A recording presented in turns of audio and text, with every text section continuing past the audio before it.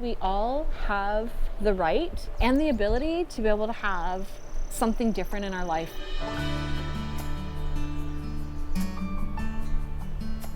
Back in 2001, I started in mental health and addictions.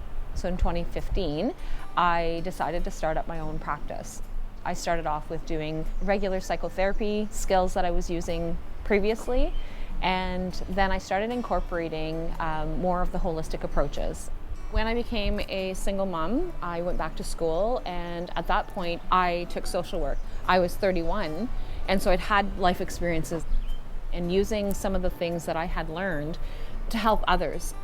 I'm an adult child of an alcoholic, and I've been in domestic violence relationships. I've lived with anxiety from the time that I was a young girl. Having those personal experiences allows me to be able to see it from a different perspective. One of the things that I found that was really challenging was that there was always this gap between being able to have regular services as well as using holistic approaches.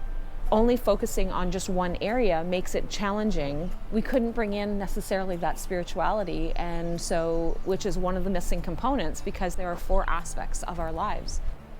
You've got mind, body, heart, and soul, and so you've got those 4 components that make up who you are, and so it makes a huge difference as to the approaches that you're able to take.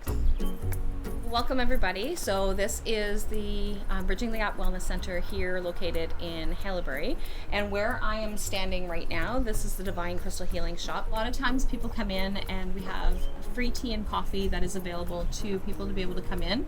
This room here is identified by butterflies, and butterflies indicate transformation, and this one here is my office. So this is where I meet people either virtually or in person, depending on what their requirements are, and this is where I spend a good percentage of my time.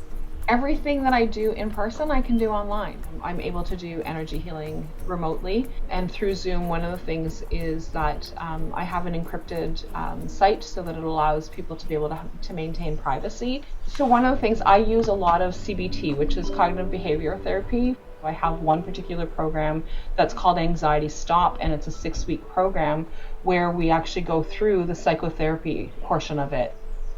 The healing services encompass things like chakra healing, it encompasses Reiki, it encompasses theta healing, essential oils. So it all kind of encompasses a number of different tools that I have. It all depends on what it is that person is needing.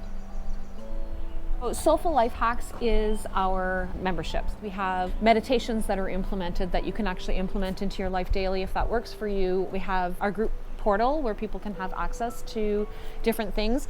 And so the biggest part for Soulful Life Hacks with me is that community engagement. So this here wall is my wall of fame. I have kids programming that I've put in place to be able to help kids deal with stress and anxiety. So I'm huge on groups. So like people are like, well, can I see you one-on-one? Yes, you can, but you're really going to get the best bang for your buck of doing group therapy and group work, because you're going to be getting that different perspective from other people. One of the things that I do with my clients as well is that I will also share my experiences. I think that that's also part of my Métis heritage, because we learn through stories. We can actually come into a session and I can pull out the sage and we can actually do a smudging ceremony prior to doing a session. I have a women's conference that I hold annually, which has gone global. And annually I have a fall women's retreat. So I've had many clients over the years who have come back to me and said that those few sessions that I had with you made all the difference in the world.